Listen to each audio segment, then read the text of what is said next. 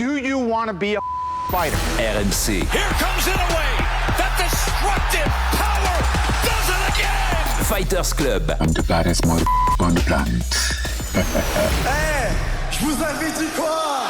Charles Chevalier. I am the greatest. Salut à tous, très heureux de vous retrouver, c'est le RMC Fighter Club, un RMC Fighter Club un peu spécial aujourd'hui parce qu'on va débriefer à chaud ce qui s'est passé sur cette UFC 328 à Newark avec une des plus grosses surprises peut-être de l'histoire de l'UFC. On va essayer d'y répondre parce que Sean Strickland est le nouveau champion des moins de 84 kilos dans l'organisation après sa victoire sur Khamzat Chimaev. Une surprise XXL quoi qu'il en soit. Salut Baba. Salut Charles. Ça va ? Ouais, bah ça va, écoute, on sort de... Sonné Ouais, sonné un petit peu, mais belle performance, bel event en tout cas. Ouais. Et j'aime bien quand ça se termine avec quelque chose qu'on n'avait pas attendu, parce que c'est comme ça qu'est ce sport, tout simplement. Ouais, bel event, t'as commenté au micro d'RMC Sport 13 combats, parce qu'on avait l'intégralité de la carte, parce que William Gomis était aussi présent en early prelims, il s'est incliné, on va en parler aussi rapidement dans ce RMC Fighter Club.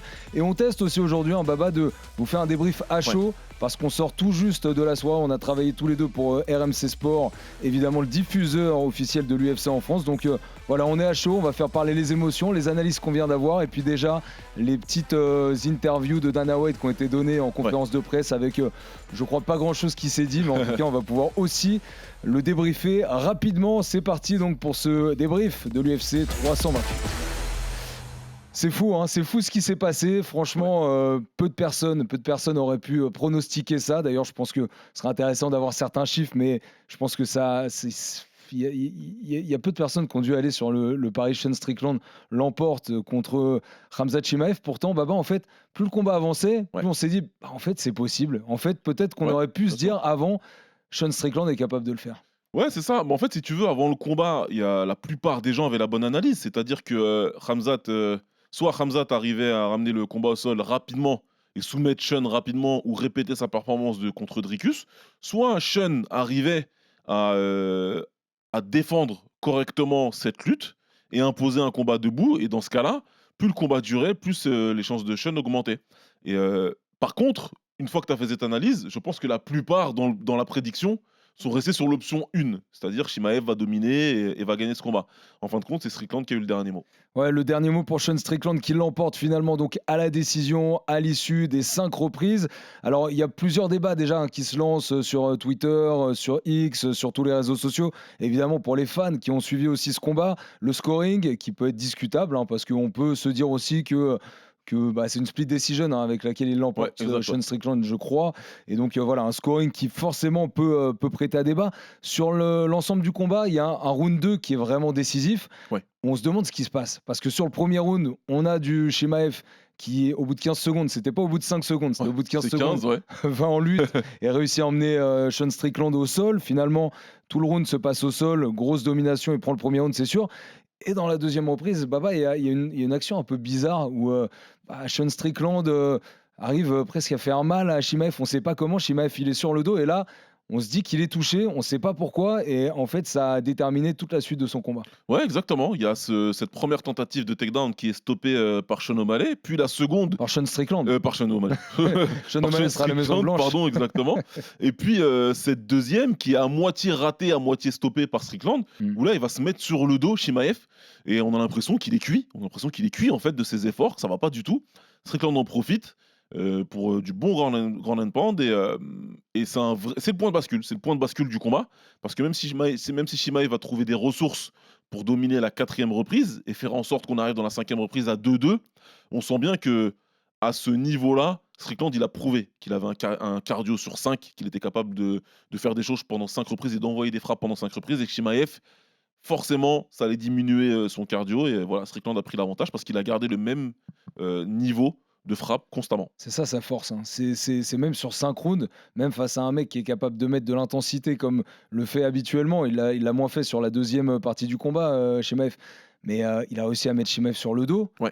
Alors, vous en avez débattu pendant le commentaire. On n'avait pas forcément beaucoup de souvenirs. Tu as évoqué peut-être contre Ousmane. Je crois qu'à la fin du combat contre Ousmane, il me semble. Peut-être qu'il est légèrement sur le dos. Mais là, il y a eu des phases assez répétées où il était sur le dos. C'est long. Là, c'est face à Sean Strickland qui, normalement, au sol, n'a pas les aptitudes de pouvoir tenir un Chimaev sur le dos. Ouais, mais il a été intelligent dans cette manière d'être au-dessus, de peser tout son poids. Là, il s'est dit: «Mon but, c'est pas de prendre des risques inutiles, de créer de l'espace», parce que attention, c'est un grappleur, quand Mmh. même, et c'est un excellent grappleur, Chimaev, donc il est capable de soumettre les gens sur son dos, bien sûr.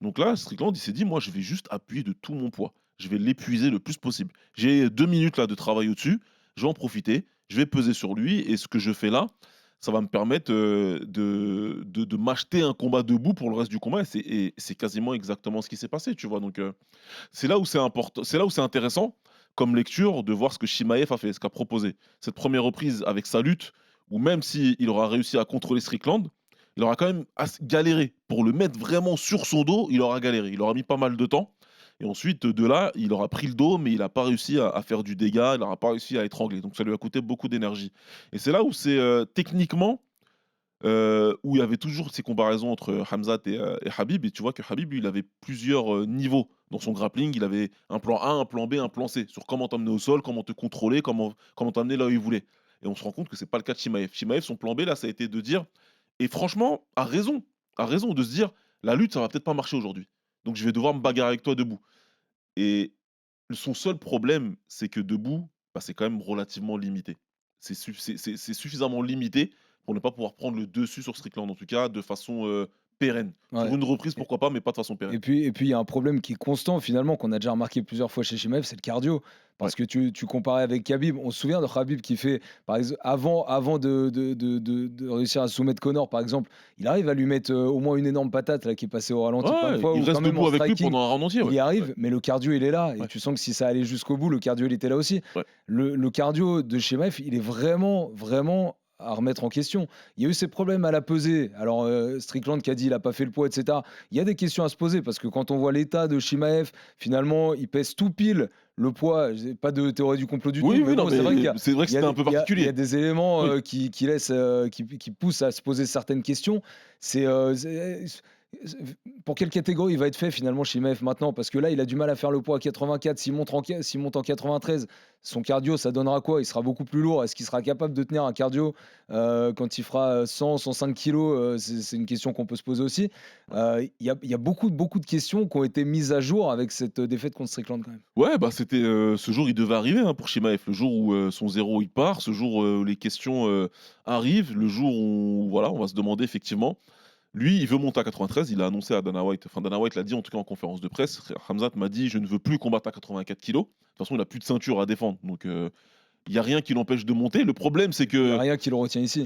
il monte pas avec le ticket, title shot immédiat, maintenant qu'il a perdu. Donc là, il va devoir passer par un combattant classé, comme l'a fait Paulo Costa d'ailleurs, avant lui, pour pouvoir monter, ensuite à 93 kilos et pourquoi pas avoir un title shot derrière. Donc c'est vrai que selon Arman Tsarukyan, là, pour ce camp, il partait de plus de 100 kilos pour pouvoir arriver à 84 kilos. Donc c'est grosso modo la même chose que quand il était un petit peu plus jeune, qui partait de 90 pour arriver à 77, tu vois? Donc je pense qu'il aura plus d'énergie, ou en tout cas, il devrait être plus efficace dans la gestion de son énergie. Là, il est parti vite en se disant: «Contre Dricus, j'étais bien préparé, j'ai pu le faire». Peut-être que là, il était peut-être moins bien préparé, le cutting s'est peut-être moins bien passé, et puis surtout, je pense que, et tout ce qu'on avait dit que Dricus allait poser comme problème à Chimaev, c'est Strickland qui lui a posé. Tu vois, on disait: «Dricus, il va être puissant physiquement, ça va être dur à contrôler, il a beaucoup de force». Bah là, c'est Strickland qui a réussi à faire ça, tu vois?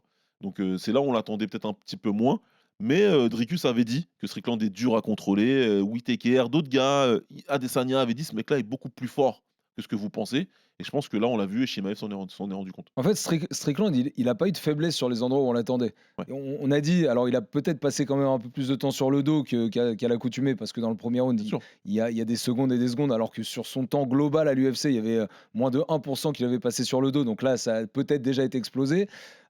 Malgré tout, il réussissait à se relever. Malgré tout, en striking, bah, il avait toujours sa garde. Il a pris des coups, il avait le nez en sang quand même, Ouais. mais c'était pas des coups durs. Il arrivait quand même à empêcher, avec sa garde toujours aussi particulière, à empêcher Khamzat de pouvoir le toucher méchamment. Au niveau des stats, ça donne 133 coups significatifs distribués par Sean Strickland contre 98 quand même par Khamzat. Et il y a quand même 9 amenés au sol réussis sur 13 pour Ouais. Khamzat. Il y en a 9. Est-ce que tu dis que ça aurait pu, est-ce que tu dis que ça aurait dû, au moment de la décision, jouer dans la balance, Non. ces amenés au sol réussis? Non, non, parce qu'il en a rien fait de ses amenés au sol. Les suivantes, Stérile. en tout cas. C'était stérile. Il y a, comme on l'a beaucoup vu d'ailleurs dans la soirée, c'est des amenés au sol qui sont là, mais on n'en fait rien. On en fait pas grand-chose en tout cas. Et à part le fait qu'il a eu le dos dans la première reprise, le reste, à chaque fois qu'il a amené Strickland au sol, Strickland s'est relevé. Il a pris son temps, mais il s'est relevé sans encaisser de frappe, sans ne plus être menacé par une soumission derrière. Donc c'est quasiment nul et non avenu, quoi, tu vois. Ouais, Par rapport au fait que Strickland, lui, il touchait fréquemment, constamment. ouais. Et donc, c'est plus un combat qui se juge sur les phases de striking que sur les phases de grappling imposées par Chimaev. Et puis, il y a cette capacité à boxer en reculant aussi de Ouais. Strickland, parce que les stats sont énormes aussi. Je crois qu'il a avancé seulement 6% du Ouais. temps. C'est-à-dire que tout le reste du temps, il reculait. Ouais. Et il doit y avoir une quarantaine de pourcents aussi, je crois, où il reculait en frappant en même temps. Exactement. C'est assez impressionnant. C'est un des seuls à pouvoir le faire de manière aussi efficace, franchement. Ouais, parce C'est que ça marche peut-être bien. l'exemple le plus parlant de cette phase-là de combat. Ouais, aujourd'hui, c'est un des mecs qui le fait le mieux parce que son style le sert bien. Et puis, en fait, il est très discipliné parce que non seulement il a accepté de boxer en reculant, mais avec cette acceptation, il a refusé catégoriquement de se retrouver trop longtemps contre la cage. Donc, il reculait en boxant, en essayant de punir un peu Chimaev sur ses entrées. Et dès qu'il se rapprochait de la cage, il y avait une réaction. Il ressortait avec des frappes, un décalage, un pivot, on recommence. Mm. Et donc, il autorisait pas Chimaev à pouvoir venir mettre un plan B en place. Ce serait de lutter Strickland contre la cage. Il n'a pas autorisé à faire ça vraiment. Donc, c'est encore une fois à mettre à son crédit. Une belle performance. Il était bien préparé par un excellent coach. On le sait, Eric Nexi, qui est de toute façon en préparation, il n'y a pas beaucoup de gars qui sont au-dessus de lui aujourd'hui. Mais ça suffit pas à la préparation. Il faut un exécutant et qui ait confiance en plan et qui l'exécute de la bonne manière. Et c'est ce que Strickland a fait aujourd'hui. Strickland, ça y est, c'était déjà une énorme star à l'UFC. C'est peut-être l'une des plus grosses stars de l'UFC aujourd'hui. Ouais. Parce que cette Fight Week, il faut quand même dire qu'elle a beaucoup fait parler. Tu vois, ça faisait longtemps que, par exemple, même dans la rédaction RMC Sport, il y a des journalistes qui passaient en disant alors le combat là, il est à quelle heure Ouais. machin. Et franchement, ça faisait un moment que ça m'était pas arrivé, éventuellement pour des Français.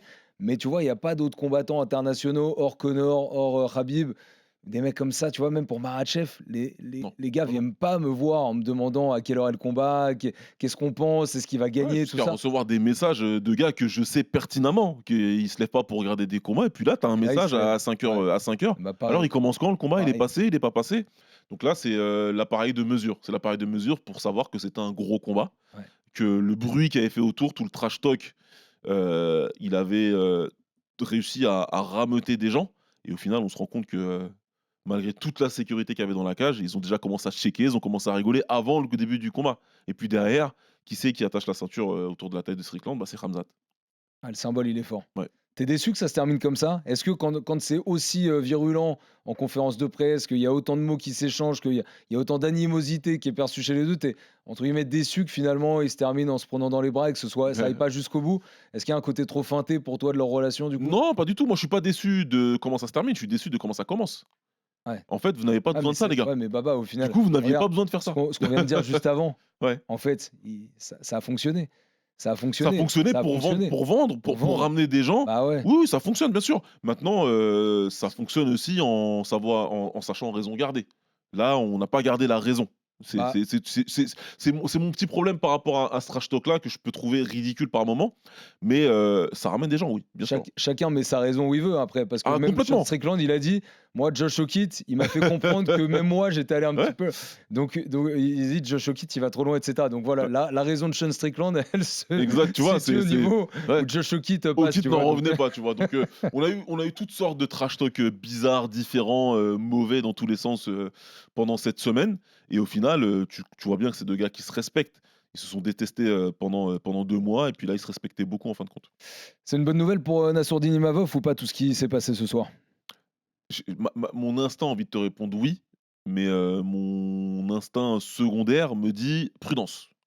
Prudence, c'est jamais avec l'UFC, vraiment. Dana White, il a un peu éludé la question sur ce qu'on a vu en conférence de presse là-bas à Newark, où on lui a parlé de Nassourdine Imavov en conférence de presse. Il a dit que pour l'instant rien n'était décidé, etc. Et puis c'est le cas aussi d'ailleurs. Il a dit que rien n'était signé non plus pour Conor McGregor. Voilà, ouais. On attendait des annonces peut-être pour l'International Fight Week sur la carte où est Benoît Saint-Denis contre Paddy Pimblett. Pour l'instant, aucune annonce. Et donc à l'heure actuelle, il n'a pas fait de déclaration non plus pour parler de l'avenir de Nassourdine. Nassourdine, il était en bord de cage, il n'a pas été filmé par les réalisateurs. Je crois peut-être juste avant le main. Avant le main, mais après, tu sais, normalement, ça a été le cas. Pantoja, par exemple, qui était là. Ah non, mais bien sûr, Joshua Van. je le déplore Voilà, complètement. Nassour, il n'a pas été filmé, il n'a pas été cité dans la cage C'est par lui, ni Joe Rogan, ni par Sean Strickland.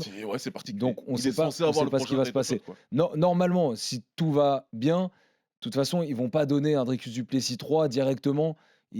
Enfin bon, en même temps, Dricus a battu 2 fois Sean Strickland. Strickland est Strickland, champion maintenant. il va peut-être réclamer Duplessis pour essayer d'avoir enfin une victoire contre lui. Maintenant, ce que Nassour a dit au micro de Yacine Zaouini, c'est que lui, il aurait voulu combattre, il a réclamé Dricus et l'UFC lui a répondu non, nous, on va te donner un combat pour la ceinture. Et puis, un storytelling à faire aussi autour de Strickland-Imavov, puisque ce serait une revanche. Strickland qui avait gagné à l'époque en 2023, je crois, qui avait gagné début 2023 contre Imavov. Ouais. Short notice, etc.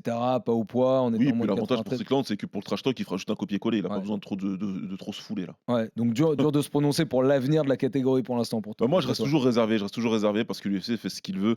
Une chose aussi, en conférence de presse, je pense qu'il faut arrêter de poser la question à Dana White. Il vous répondra toujours la même chose. On verra comment ça va se passer. C'est pas lui qui fait le matchmaking, c'est plus lui qui le fait.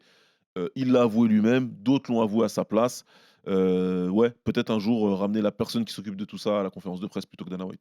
Est-ce qu'on a vécu la plus grosse surprise de l'histoire de l'UFC? Est-ce que c'est un podium? Est-ce que c'est un top 5 et un top 10? On n'a pas eu le temps de Oui, voilà, retracer faut pas- tout. Mais bon, en gros, C'est une des plus grosses. c'est une des plus grosses. En tout C'est dans cas, le top 5 sûr et certain. c'est ça. Ouais. C'est dans le top 5 sûr Ouais. et certain. Voilà. Maintenant ça vaudra, on aura l'occasion d'en reparler, Voilà. etc. On va se poser. De réanalyser le truc, parce qu'on vous le rappelle, on sort tout juste de la soirée, il fait jour. D'ailleurs, on est rentré tout à l'heure dans les Exactement. cabines, dans les studios, il faisait nuit. Sachez On est que ressorti, Charles c'est a commencé sa journée, je sais pas, peut-être à 18h, je sais pas à quelle heure t'es arrivé. Ça fait un bout de temps. 19. Voilà. 19. Moi, je suis arrivé un peu plus tard que ça, mais ouais. Ouais, mais bon, commenter 13 combats quand même à côté d'Antoine Simon. En plus, faut canaliser Antoine, donc c'est solide. Bon, en tout cas, c'est sûr et quasi certain, c'est un des top 5 des plus gros updates. Ouais, bien sûr. Et upset surtout de Pour l'histoire. un combat pour le titre, de en tout cas, l'UFC. tu vas pas en mettre beaucoup plus devant. Là, tout de suite, là, j'ai Matt Serra qui a mis KO Georges Saint-Pierre, mais tu vas Ouais. pas en trouver beaucoup, quoi. Donc, T'en aurais pas tant que ça. non. Et puis ce mec-là qui a battu Adesanya à l'époque pour prendre la ceinture, Et là, Et qui bat Chimaev. retire son 0. qui lui retire son 0. C'est une des carrières les plus bizarres que j'ai eu à être témoin, Charles. C'est pas lui manquer de respect que de dire ça, vraiment. Mais il y a un côté quand même, là, quand tu parles du combattant, il y a un côté quand même assez admirable de se dire qu'il a complètement simplifié son game et que ça fonctionne à merveille. Ça fonctionne à merveille. Ouais. Il a imposé un striking qui est basé sur les fondamentaux.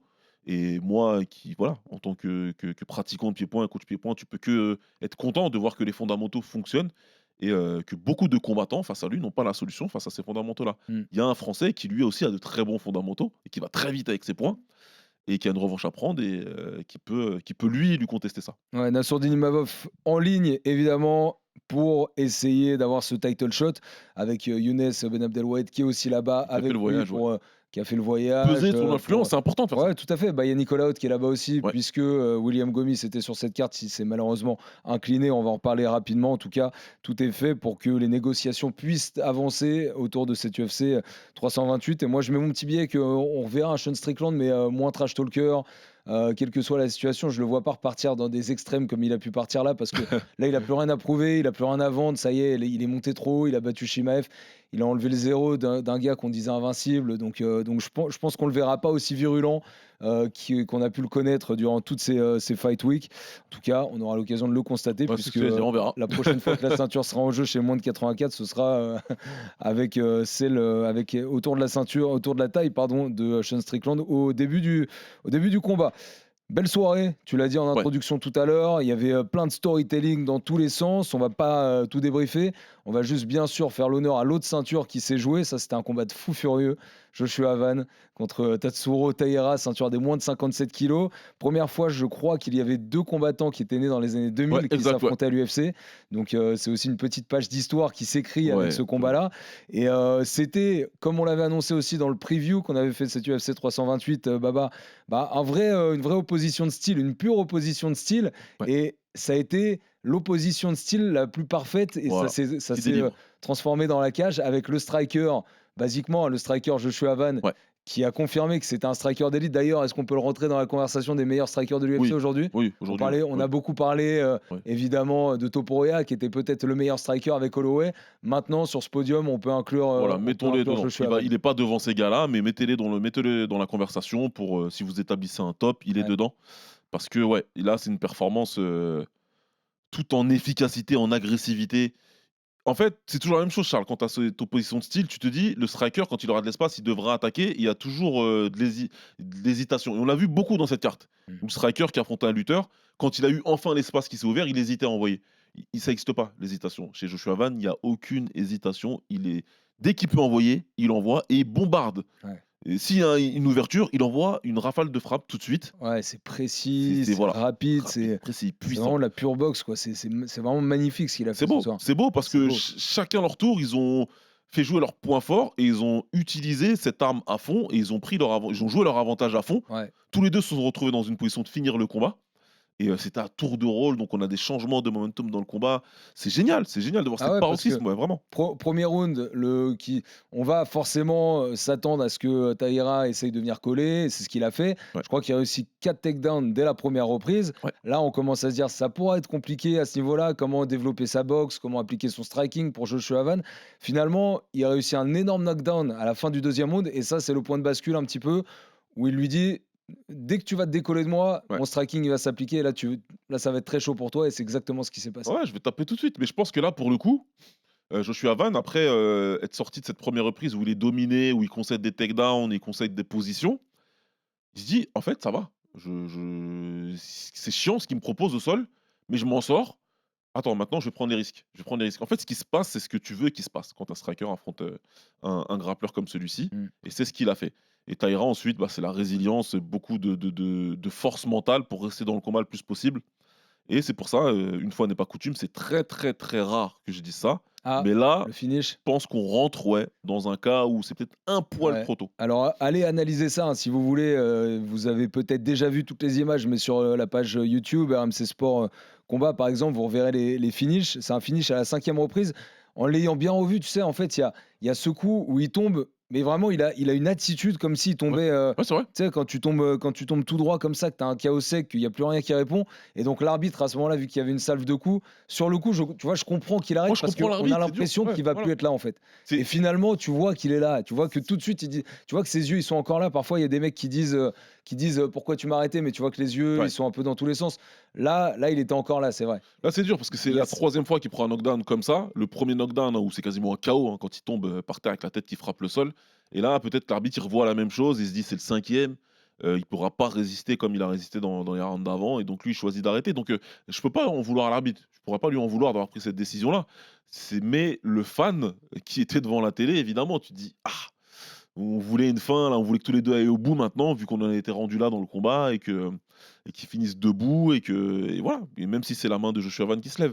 Mais bon, écoute, c'est comme ça et un grand coup de chapeau à Taïra pour ce qu'il a montré quand même. Ouais, Tatsuro Taira, donc, qui était challenger à cette ceinture des moins de 57 kilos et qui finalement, après une fight week où on s'était dit qu'il était peut-être un tout petit peu trop confiant, Joshua Van, parce que sur cette victoire contre Pantoja, il s'est envoyé beaucoup de fleurs. Style, nous, on l'avait dit, hein, il avait quand même provoqué cette chute, mais lui, Bien sûr. il a voulu appuyer là-dessus en disant c'est une vraie victoire que j'ai vraiment. Voilà, alors que. Un peu de respect pour le champion qui était Pantoja et qui va donc certainement revenir pour la 2e défense de Joshua Van, puisque ça devrait être contre Pantoja qui était Exact. dans la salle, qui a l'air d'être bien remis de cette blessure qu'il avait subie, qui avait d'ailleurs dit sur cette fight week à Ariel Elwani aussi que s'il avait pu remettre son coude, il aurait préféré pouvoir se replacer le bras tout de Ouais. suite pour pouvoir continuer le combat. Il regrette de ne pas l'avoir fait. Enfin voilà, beaucoup de choses qui se sont passées. En tout cas, on a eu un des plus beaux combats de ces dernières années chez les moins de 57 kilos. Et c'est bien d'ailleurs qu'il y ait le Fight of the Night pour ce Van Taira. Ah oui, C'est oui, même oui. totalement logique, hein, parce que Ah, j'ai eu un peu peur quand même qu'il le donne au main event, alors que je trouve qu'il est bien meilleur ce combat-là. ah ouais. Ah bah Ouais. je pense que tu montres à n'importe qui. Ah oui, oui. T'enlèves le fait que ce soit deux vrais stars qui Ouais. sont en main event. Le combat chez les moins de 57. Ah, mais là, est c'est juste devenu, moi, magnifique. c'est devenu mon nouveau combat à montrer à un novice qui me dit bah alors le MMA, c'est quoi? Ouais, ouais. Tiens, Ouais. voilà, tu regardes ça et tu me rappelles derrière. Co-main event donc de cette UFC 328, on va parler de William Gomis rapidement, Ouais. malheureusement qui a perdu. Alors il a été complètement bloqué par un Pat Sabatini qui est venu le prendre en lutte dès le début et qui l'a bloqué contre la cage. il faut souligner, même lui a dit j'ai été bon dans les défenses de takedown. C'est vrai qu'il a réussi à se faire très peu emmener au sol et lorsqu'il était un petit peu au sol, il réussissait à se relever tout de suite. Mais par contre, bon, il y a eu un petit débat aussi entre vous sur MC Sport avec Yacine Zaouini qui était là-bas Qui est sur sur place, place ouais. aussi. Voilà, mais ça, toujours, c'est intéressant de débattre Bien sûr, de bien ce sûr. qu'on a ressenti. Maintenant, moi, je pense qu'on a vu la même chose, Oui. mais ça paraît logique que Pat Sabatini remporte ce combat. Je crois que c'était 30-27 pour tout le monde, pour les 3 juges, je sais plus, mais en tout cas, Non, c'est il y une en a un décision. qui donne Il y en a un qui a 29-28, donné, ouais. exactement. Il y a un round qui a été donné C'est ça. Je crois que c'est le 2 qui donne à Gomis. Ouais, voilà, le 2 ou le 3, je sais plus. En tout cas, il y a un round qui est parti pour Gomis pour seulement l'un des juges. Mais en tout cas, victoire logique de Sabatini qui a complètement verrouillé le combat. Par contre, il a tout verrouillé. Pour moi, il gagne, entre guillemets. Je vais mettre des guillemets. Voilà. Il gagne, entre guillemets. C'est-à-dire que dans un combat où il y a vraiment trop peu d'échanges pour pouvoir se baser sur le striking, pour rendre un jugement sur la notation d'un round, bah oui, forcément, tu vas arriver sur le dernier critère. Le dernier critère de notation, ça va être ce contrôle. Ce contrôle qui est exercé. Même si dans les nouvelles règles, c'est important de faire des dégâts.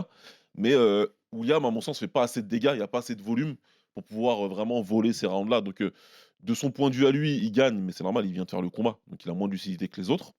Dans son coin, apparemment aussi, il pense que William a gagné. C'est Yacine qui est sur place, sur lequel je m'appuie beaucoup, parce qu'il est sur place, c'est important d'avoir quelqu'un en bord de cage. Lui aussi, il pense avoir vu ça.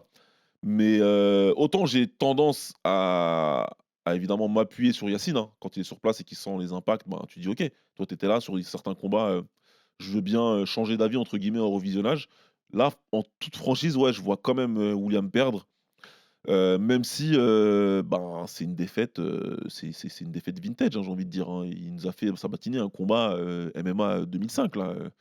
On est presque sur du lay and pray. Il n'a pas pu mettre Gomis au sol, donc Gomis avait très bien travaillé sur sa défense de lutte. Il a bien fait les choses, mais voilà, il a manqué ce que Joshua Van a pu faire.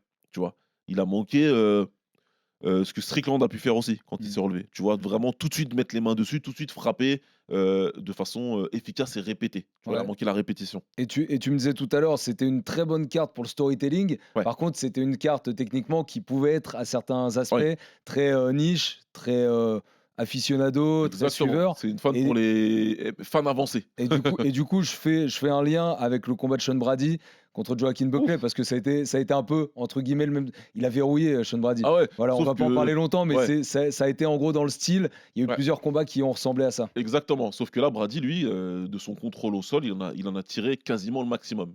Au-dessus de ça, c'était finir le combat. Mais sinon, prise de la position montée répétée, chaque round, plusieurs fois par round. Ground and pound à foison, il y a un volume de coups important, même si tous ne sont pas puissants. Tentative de soumission, il lui a tout fait. Il lui a laissé aucune chance. Vraiment, ouais. Ouais, donc on est triste pour William Gomis qui ne remporte pas ce combat, qui a dit lui-même qu'il avait encore beaucoup d'ambition et qu'il avait fait des erreurs sur sa page Instagram juste après le combat. En tout cas, il avait le visage pas abîmé parce qu'il n'y a pas eu beaucoup de Ah, coups. il a pris. Mais William, il peut combattre demain, par contre. C'est- ouais, Que ouais, ce il soit peut- bien ouais, clair. ouais, il a fait une grosse session de lutte aujourd'hui Ah oui. et il pourrait recombattre demain. Mais c'est vrai que c'est un peu bâtard hein, comme combat parce que finalement, bah, il fait un bon combat en défense, il arrive à ne pas se faire amener au sol trop. Et finalement, bah, Il manque ça, l'autre partie de ça. voilà, Pour moi, voilà. il manque quelque chose. Donc ça va être très compliqué aussi d'avoir les faveurs de l'UFC, de pouvoir demander certaines choses dans le futur pour William Gomis, qu'on suivra évidemment sur RMC Sport. Très rapidement, sur la suite, Baysangour Soussourkaev et Ateba Gauthier, deux des prospects de l'année 2025 qui se sont imposés. Roman Kopilov qui s'impose aussi de son côté. Les Performance of the Night, il y en a eu deux. Jim Miller, le vétéran, 18 ans à l'UFC, 20e finish à l'UFC sur, il me semble, une 42 combats. Peut-être qu'il l'emporte contre Jared Gordon. Et puis Yaroslav Amosov qui a fait... Mais c'était la brutalité. En fait, c'est même pas la brutalité, mais c'est à quel point il a réussi à imposer ce qu'il voulait faire à Joel Alvarez. Il l'emmène au sol, ça va très rapidement. Moi aussi, vous l'avez dit aux commentaires, j'ai pensé dans la rapidité des transitions à ce qu'avait fait Demetrius Johnson quand il envoie son adversaire en l'air et qu'il lui fait une clé tout de suite. Bah, dans les transitions, ça a été un peu aussi rapide que ça. Et c'est vrai que c'est peut-être le finish le plus impressionnant de la soirée. Ouais, c'est vraiment impressionnant. Là où c'est encore plus impressionnant, c'est que c'est au moment où Alvarez ouvre. C'est au moment où Alvarez ouvre le jeu en striking. Où on se dit, ok, je vais aller le chercher en combinaison, je vais le toucher. À ce moment-là, Amosov, presque vexé, dit ah ouais, non, ça va pas se passer comme ça. il l'envoie en l'air et puis le bras tête qui arrive dans la foulée. Super performance, mais voilà, on le disait avant le combat pour le présenter à Mozov avec Antoine Simon que ça a toujours été un des meilleurs combattants hors de l'UFC, toujours. Il a toujours été dans le top 3 Là, il est de en ces gars-là. 31, je crois. Il a qu'une seule défaite, sa défaite c'est au retour du conflit en Ukraine où il est parti dans l'armée, il s'est engagé. Derrière, il a repris non seulement le chemin de la victoire, mais en plus il termine tous ses adversaires depuis. Et là, mardi, je pense qu'il sera probablement classé dans le top 10 ou pas loin. Et encore un welterweight, encore un combattant de qualité dans une KT qui devient... ça ressemble de plus en plus à la meilleure KT actuelle. Ouais, bah il y a 3-4 ans, on n'aurait jamais dit ça. Ouais, Quand c'est vrai. c'était l'ère Leon Edwards, on n'aurait jamais dit ça. Ça Parce tournait que en rond, ça se Colby, bousculait pas, ça tournait en Léon, rond, Kamaru, voilà, avec voilà, Kamaru. ouais. Là, c'est très très Bah, chaud. c'est trop bien. Ouais, c'est vraiment bien. Ouais. C'est vraiment très très Ah bien oui. ce qui se passe dans cette catégorie aussi avec Sean Brady, par exemple, qui a fait une belle perf et qui mérite Ouais. encore d'avoir beaucoup de lumière sur lui. Et donc Amosov qui a demandé un top 10 avec beaucoup d'humilité. Par contre, il n'y a pas de trash talk. Il a dit juste, bah, si c'est possible, if it's possible. Voilà, I tranquille. want Et this. en plus, il est pas Mais il super est content de sa tranquille. perf. Hein, donc, Ouais, c'est ça. il dit Bon, bon. ouais, faudrait qu'il revoie ça quand même parce qu'il y a de quoi être content. Et peut-être que les 50 000 $ qu'il va prendre pourront l'aider. Ouais, voilà. 50 plus 25 d'ailleurs, hein, c'est ça. Hein. Quand tu prends la perf et que tu as un finish, tu prends les 25 en plus, je crois. Hein. Normalement, tu prends les 25, mais il y avait l'info à circuler comme quoi les bonus ne seraient pas cumulés. Ah, Mais bon, d'accord. faudrait la Ok, ouais, je confirmer. sais plus à confirmer. Alors, faudra qu'on Mais en tout vérifie cas, ça. ce qui est sûr, c'est que si tu prends les 100 000, tu prends pas les 25 000. D'accord, ouais, Voilà. ok, entendu. Ok, bah, écoute, juste pour être complet à tous les niveaux, King Green qui l'emporte contre Jeremy Stephens. Je crois que Jeremy Stephens, sur ses 11 derniers combats, c'est une victoire. Ouais, non, mais Voilà, là, c'est il une avait fin rien de à faire dans la carrière cage. un peu avec désastreuse, Ingrid. Il avait rien à pour- faire dans la cage. Pour Stephens qui était parti au PFL, qui est revenu à l'UFC. Je pense qu'il va être temps d'arrêter pour Monsieur Stephens et donc Alexander Volkov qui bat Waldo Cortés Acosta et donc qui continue à mettre un peu d'incertitude sur ce top 5 chez les poids lourds, avec en tout cas une certitude, c'est que Cyril Gane a une place bien confortée parmi les vrais meilleurs poids lourds de la planète, parce que Absolument. ce qui se fait derrière est en dessous de ce que lui fait, même si évidemment Volkov lui a donné du fil à retordre, notamment sur le dernier combat où Cyril Gane était blessé. On y reviendra en tout cas. Alexander Volkov, numéro 2 contender de cette KT qui renforce sa position.